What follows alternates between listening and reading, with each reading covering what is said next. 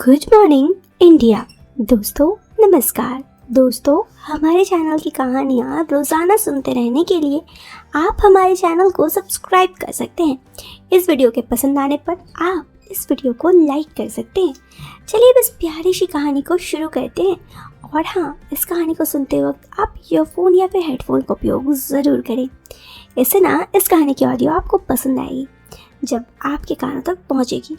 मैं पिया हूँ और आज मैं आपको मेरी ज़िंदगी की एक दास्तां बताने जा रही हूँ। मुझे उम्मीद है आपको ये कहानी ज़रूर पसंद आएगी। ये मेरी ज़िंदगी की एक सच्ची दास्तां है। मैं आपको अपने बारे में ज़रा से बता देती हूँ। मैं शादीशुदा हूँ। अभी मेरी उम्र 31 साल है। मेरी शादी 11 साल पहले जब मैं 20 की थी, उस वक्त एक 22 साल के लड़के जिनकी उम्र मेरे पति राजीव 33 साल है, उनसे हो गई थी। शादी के बाद मेरे और मेरे पति का रिश्ता बहुत ही अच्छा था।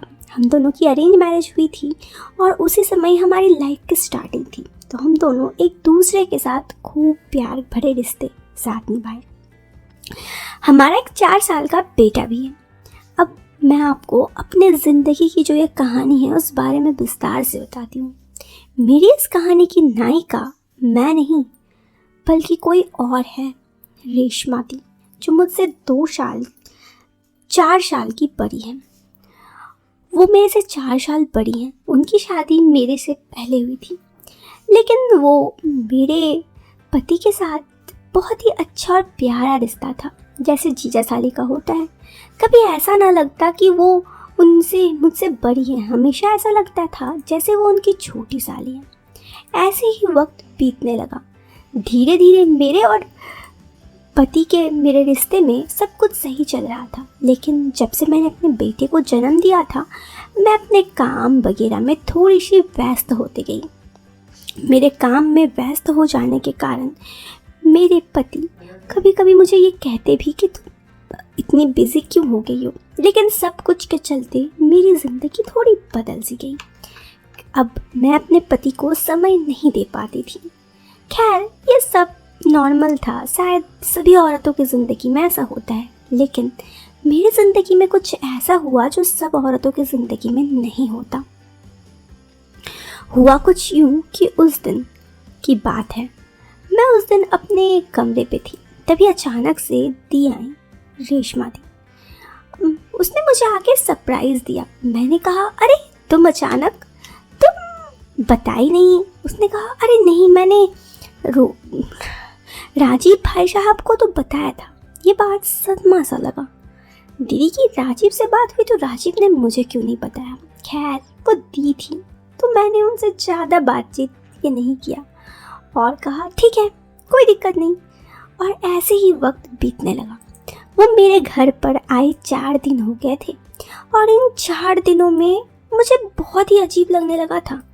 ऐसा लग रहा था मानो मेरा अपना घर ही मेरा नहीं है। आप जानते हैं मैं ऐसा क्यों बोल रही हूँ? क्योंकि मेरे पति घर आते और मेरे ही दी, मतलब अपनी शाली के साथ, रेशमा दी के साथ वक्त बिताते। बस नॉर्मल सी बात। वो कहते वो आई हैं तो मजाक करें, दोनों जीजा साली जैसा मजाक करते। लेकिन मैं इन सब में अंदर से खाई जा रही थी। मुझे ये सब कुछ बड़ा ही अजीब लग रहा था, मानो दिल अंदर से काट रहा हो। ऐसा ही वक्त बीतने लगा। धीरे धीरे मैं इन सब में और कुछ नहीं बोलती। उनका यहाँ आए 1 हफ्ता हो गया था। मैंने उन्हें पूछ तो नहीं सकती थी कि आखिर वो मेरे घर क्यों आए हैं, लेकिन मैंने उन्हें जाने के बारे में पूछा कि वो कब जाएंगी, तो उन्होंने कहा, अरे तुम्हें मुझे अपने घर से भगाने की जल्दबाजी है क्या? मैंने कहा, अरे ऐसा थोड़ी ना है, मैं बस ऐसे ही पूछ रही हूँ। मुझे भी थोड़ा बाहर जाना था घूमने के लिए। तो उन्होंने कहा, अच्छा तब चलो ना, मैं भी चलती हूँ। मुझे इन सब चीज़ों से बहुत बुरा लगा। मेरे पति भी उन सब चीज़ों में दी का ही सपोर्ट ले रहे थे। खैर, मैं उन सब में कुछ नहीं बोली। 15 दिन के बाद दीदी चली गई। मुझे लगा चलो अब सब कुछ नॉर्मल होगा, लेकिन यही मेरी सबसे बड़ी गलती थी। उनके चले जाने के बाद मेरे पति फिर से काम में व्यस्त होने लगे। दिन भर काम काम काम, और कभी मेरे लिए उनके पास टाइम ही नहीं था। अब इसमें और क्या ही बताऊं, मुझे बड़ा बुरा लगता। 1-2 बार मैंने समझ में नहीं आया कि क्या करूं, लेकिन फिर कुछ ऐसे हुआ जो मैं आपको बता नहीं सकती। मेरे पति को मेरे साथ वक्त बिताने के लिए टाइम ही नहीं था। इसी बीच मेरी एक दोस्त कल्पना मेरे को एक दिन कॉल किया और उसने कहा, अरे मैं तुम्हारे घर के बगल में ही रहने आई हूँ। उसके पति का यहाँ पे ट्रांसफ़र हो गया था और वो यहाँ पे जानबूझ के, उसे पहले से भी पता था कि मैं यहाँ रहती हूँ, तो यहाँ पे घर ली थी ताकि मुझसे मिल सके। कल्पना के मेरे लाइफ में आ जाने के बाद बहुत कुछ बदल गया। अब मैं जैसे अकेले दुखी होती थी, मैं दुखी नहीं थी। मैं कल्पना के साथ ही इधर उधर शॉपिंग करने जाती, सब कुछ। खैर, इससे अब मुझे ये नहीं लगता कि मैं अकेलापन मुझे खाए जा रहा है। फिर देखते देखते न्यू ईयर आ गया। न्यू ईयर के इस दिन हम घूमने जाना चाहते थे। मैं उसके लिए बहुत एक्साइटेड थी। मेरी फ्रेंड ने कहा पास में एक जगह है, वहाँ हम चलेंगे। मैंने कहा ठीक है, यहाँ से थोड़ा सा दूर। तो दोस्तों, मैंने अपने पति को कहा तो मेरे पति ने कहा नहीं, मुझे नहीं जा सकता, मुझे काम के सिलसिले में बिजी हूँ। न्यू ईयर को कैसा काम, इन सब चीज़ों के लिए मुझे थोड़ा सा बुरा और सख्त जरूर हुआ, लेकिन फिर भी मैंने कुछ नहीं कहा और फिर मैं कल्पना के साथ घूमने चली गई। दोस्तों, वहाँ पे जाकर वो बहुत ही सुंदर जगह था। पहाड़ी, पानी, ठंड और कुहासा और सुंदर प्राकृतिक नज़ारा। उन सबको देख के, मतलब वो कहे तो एक दूसरे को जिससे हम प्यार करते हैं उनके साथ जाने का सबसे बेस्ट जगह था। मुझे बहुत याद आ रही थी मेरे पति की। मेरे बेटा भी बार बार कह रहा था।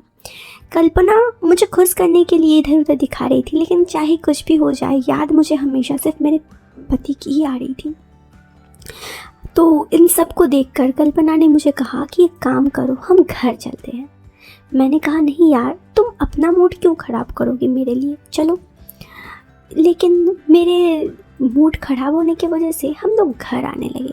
दोस्तों, जब हम घर आने लगे तो मैंने जो देखा वो देख मेरे पैरों तले ज़मीन खिसक गई।